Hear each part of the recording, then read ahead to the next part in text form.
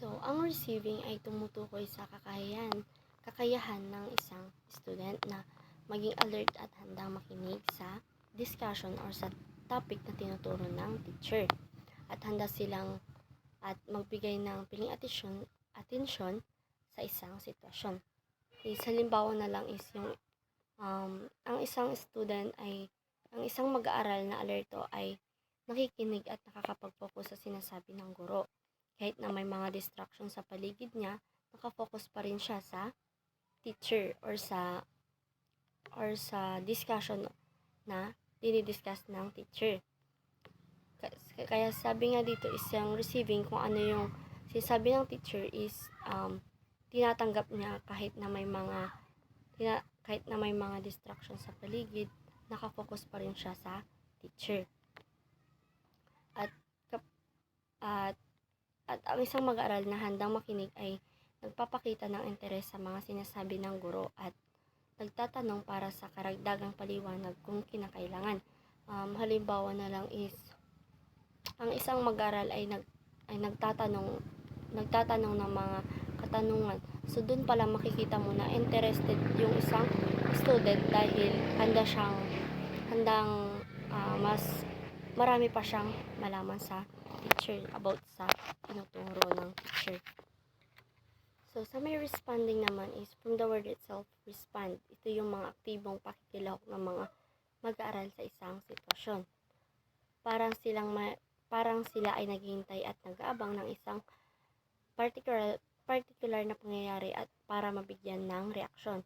Halimbawa na lang is yung sa pagsagot ng tanong. Kapag tinanong ng guro ang klase, ang mga mag-aaral ay nag-iisip at nagbibigay ng kanilang sagot or ang kanilang insight or ideas tungkol sa topic. At isa pa is yung pagbibigay nila ng mga opinion sa isang talakayan.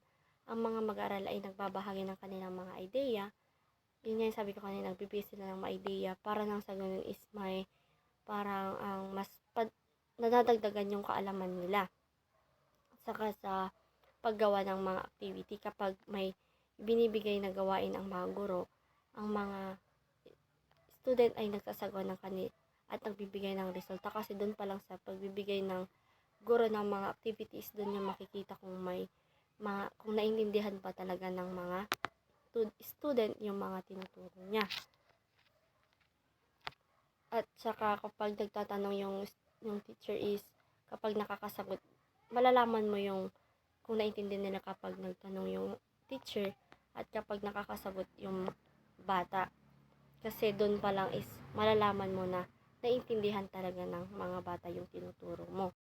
Ito naman sa valuing is, ang mga estudyante ay nabubuo kapag naisa sa puso na nila ang mga tiyak na halaga ng tututunan nila sa process ng pag-aaral. Ito na yung mga natutunan ng mga estudyante sa mga tinuturo ng guro. Ang mga value na ito ay makikita sa kanilang mga kilos at pag-ugali. Kasi diba kapag malalaman mo naman as a teacher na ang kanilang pag-ugali kapag sa loob ng classroom. Kasi nga yung mga estudyante ay iba-iba yung mga pag-ugali. So, you as a teacher is malalaman mo kanilang pag-ugali sa mga kinikilos nila. Halimbawa na lang is yung pagiging matapat, diba? Ang isang estudyante na nagpapahalaga sa katapatan ay hindi siya nangdadaya kapag may mga quizzes, exam, or hindi siya nagsisinungaling sa mga guro niya. Halimbawa na isa pa is yung pagiging magalang. Ang isang student na nagpapahalaga sa pagiging magalang ay nagpapakita ng respeto sa kanyang mga guro or sa mga kapwa niya student or sa mga iba pang mga tao. Dito naman sa may organization ay nangangahulugan na ang mga student ay nag-ayos ng kanilang mga moralidad sa pamamagitan ng paghahambing ng iba't ibang halaga or paglutas ng mga salungatan sa pagitan ng mga tao at pagbuo ng mga tatanging sistema ng halaga. Halimbawa na lang is pagpili sa pagitan ng dalawang halaga. kung ang isang student ay nagpapalaga sa parehong pagiging matapat at pagiging mabait, maaring maharap siya sa isang sitwasyon kung saan kailangan niyang pumili sa pagitan ng dalawa. Kailangan niyang mag-isip kung ano ang mas mahalaga at at mahalaga sa kanya at magpasya ayon sa kanyang sariling sistema ng halaga.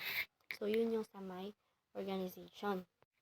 Dito naman sa internalizing valuing, ang mga student ay mayroon ng isang sistema ng mga halaga na nagdidikte sa kanilang pag-uugali.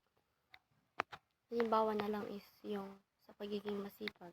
Diba ang isang student na nag-internalize na ng halaga ng kasipagan ay hindi na kailangan pilitin pang mag-aral. Natural na para sa kanya na ang pagiging masipag dahil ito na ang kanyang ugali. Isa pa is yung pagiging matapat. Ang isang student na nag-internalize na katapatan ay hindi na kailangan mag-isip ng dalawang beses bago magsabi ng katotohanan. Ito ang kanyang natural na reaction. So, yun yung sa may internalizing valuing. So, yung example din ay ang pagiging masipag at pagiging matapat. So, si Fing ay nagpakilala ng isang alternative system para sa pag-uri ng iba't ibang uri ng mga result ng pag-aral. Nakilala bilang Fink's Taxonomy of Significance. So, meron tayong 6. So, mamaya is matatalakay natin yan. So, ang taxonomy na ito ay nagbibigay ng isang sistematikong diskarte sa pagdidisenyo ng kurso na lumalampas sa karaniwang focus sa nilalaman. Nagbibigay din ito sa isang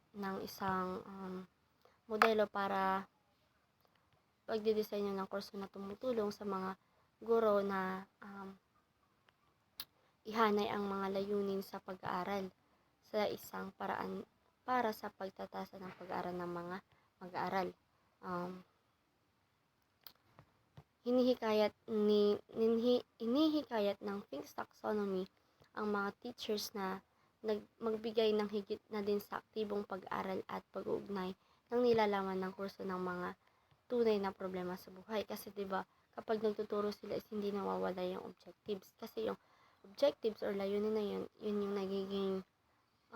yung nagiging guide nila para yun yung mga kailangan nila ma-achieve ng mga bata. So, first is foundational knowledge. Ito ay tumutukoy sa kakayahan ng mga mag-aaral na maunawaan at maalala ang mga pangunahing information at idea.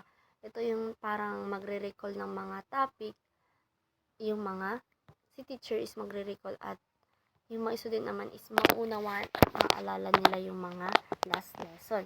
So, example na lang dito is isang mag-aral isang student ay natuto tungkol sa mga pangunahing concept ng photosynthesis tulad ng kung paano ang mga halaman ay Dito naman sa application is dito na nila i-apply lahat ng mga natutunan nila sa klase. Halimbawa na lang is yung sa mga natutunan nila sa mga pag-experiment gamit ang mga chemical upang ipakita ang reaksyon sa pagitan ng acid at base. Kung marami silang matutunan is marami din silang may apply na mga natutunan nila sa sarili. Halimbawa na lang is yung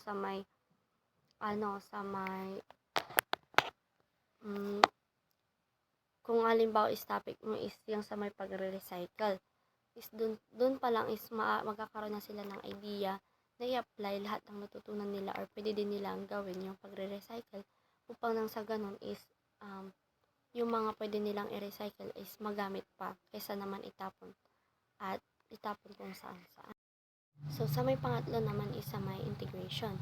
Ito ay tungkol sa pag-unawa ng mga ugnayan sa mga pagitan ng iba't ibang idea, pananaw at karanasan. Halimbawa na lang ang isang student ay nag-uugnay ng mga konsepto mula sa kasaysayan at geography upang ipaliwanag kung paano ang mga kaganapan sa isang bansa ay nakaapekto sa kultura at pamumuhay ng mga tao. So, yun yung sa mga example ng mga integration. So, yun